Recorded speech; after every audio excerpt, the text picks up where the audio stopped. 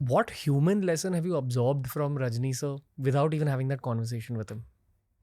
No, I think he's like how he calls all of us. That's such a beautiful thing. And he's one of those few actors who have actually gone out there and he's spoken about me so many times, which, like, how many people do that? Like, there's one particular thing when I did he said, there's no actor, forget South India, forget India. I don't think even Hollywood, there's a guy. Like, a superstar will never say that. Likewise, he's done another time when I had a spate of hits and he said, a superstar is this. In first movie, Vikram had this 25%. Then this movie, he got 50%. Then 70. Then he got 100%. And then he's got blah, blah, blah, blah. Like, that's what a superstar. Who would say that? Like, he's like, I was very touched by that. I'm very touched by his, it's not just his humility. He's a very normal person when he wants to be. And he's a very sweet gentleman that way. And I'm like a huge fan of his work. Like, if he's on screen and there could be 100 people and you don't see anybody but him and he won't be doing anything. He's just standing there. There's a hotel in Mumbai called Taj Lands in Bandra. And we were there. I've been there. We were there for an event. YouTube had organized an event and we were there. And I remember one of the YouTubers screaming out, Rajinikanth is right there.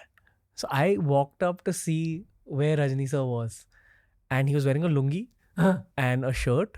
And he came out to call out to a guy from room service. And then he saw this bunch of YouTubers walking towards him. And he didn't have a bad reaction. He just had a reaction like, oh, here we go again. Sorry, guys. And he walked into his room. But in that brief 5-10 second period that I saw him, even to that mob of YouTubers who were so hungry for his attention presence, he gave very nurturing energy. Yeah. That's the only Rajni sir story I have. He's a very, very nice person. Yeah. It's very difficult, being an actor is very difficult. But being Rajni sir, being an Aishwarya Rai, being Amitabh Bachchan is very, very difficult because you're constantly under microscope. You constantly have to put your best foot forward. It's very difficult, You will have, especially now with everybody having a phone with cameras, they'll capture something you could have been like that whole day. You could have been an angel. And that one place, you could have just said, hey, sorry, 1 sec. That would be the thing that, see what he did, which it is harsh, but that's, so you have to have that persona where you're not faking it. You're conscious, okay, this is how it is. Or you don't be an actor. Like, this is what you want, right? So you do that. Like, you have to be ready to pay that tiny price. No, it's a huge price. But then what you gain is even bigger. Nobody asked you to be an actor. You can have your privacy and live life in, isolation and nobody will even look at you. But you want that. And the price of fame is that it's not about the acting and you be a star, you're an actor, whatever. Recognition, going somewhere, you give that. First casualty is that. You lose your privacy. For me, my main problem will always be when I'm alone, I'm cool. I can do anything. When I'm with my family, I get disturbed because I don't want their pictures out because they have a life. And once their pictures come out, they can't go anywhere. Like my wife goes in an auto, my children are walking all over the place. But nobody knows who they are, what they look like. Nobody knew, till recently.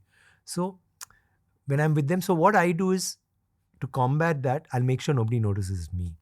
Like when I'm going normally, I'm okay. But when I'm with them, I'll be fully hidden. Nobody will know. And when they come in the airport also, I'll say, please, the problem is you guys. Even in the theater, when they come and say, sir, are you okay? That's when people, who's this guy? They turn and look. So I'll just blend. I'll go off somewhere. And that's how I handle it. If I was looking like without any, I'm just the way I am, then that's asking for trouble. Then you have to understand that people are going to take pictures. You can't be fighting with everybody, Do you have a disguise? Yeah, and I can't say it now, right? So, when we were kids growing up in Mumbai, there used to be this urban legend about Sachin Tendulkar and Virender Sehwag that they used to dress in a burqa and go around. I'm pretty sure it's with my shoulders and my physique, I look very odd in that. Who's this guy? I've not even tried it. But in a movie, like I've tried outfits so that time I know I look ridiculous.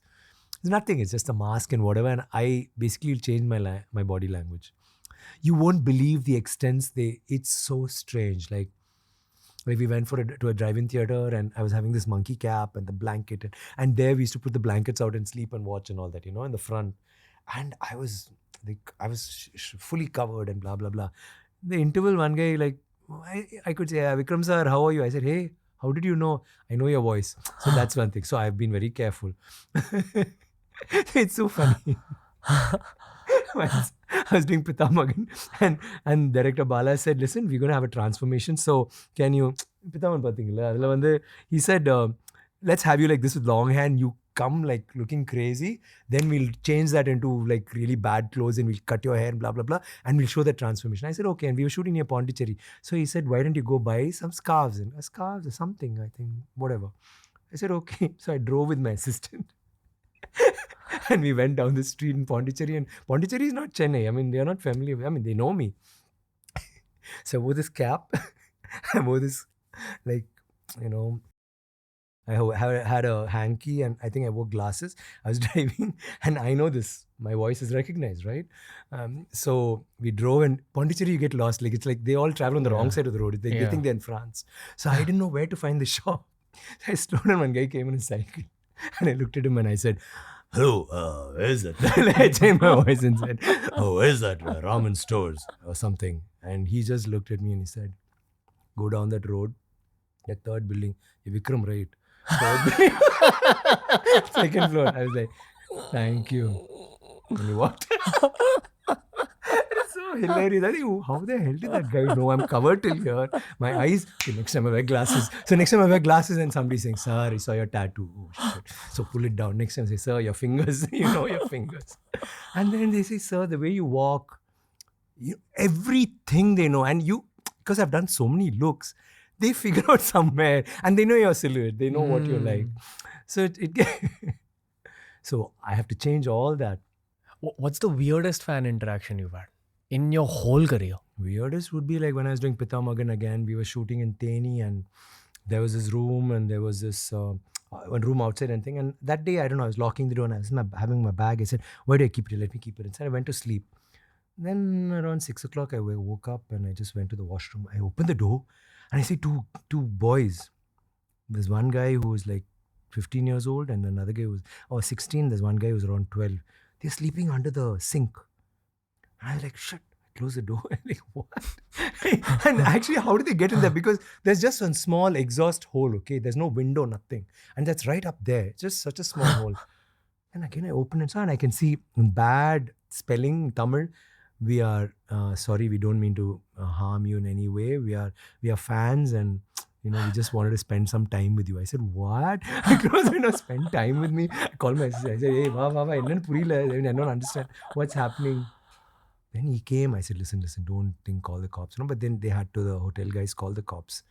And then they said, no, but the cops said, there's no way these guys could have come in because there's hardly any pipe outside. So they must be professional thieves because we found a lot of money in their pocket or whatever. Then I said, please just don't disturb. But that's very eerie, but think they just loved me so much that they wanted to just be in that space. Anything dangerous that's ever happened with you? Any stalker stories? Not really. No? Not really. I've not had the privilege of having a stalker story. Should I miss it? Should I feel bad? No. Okay. So, not really. Okay.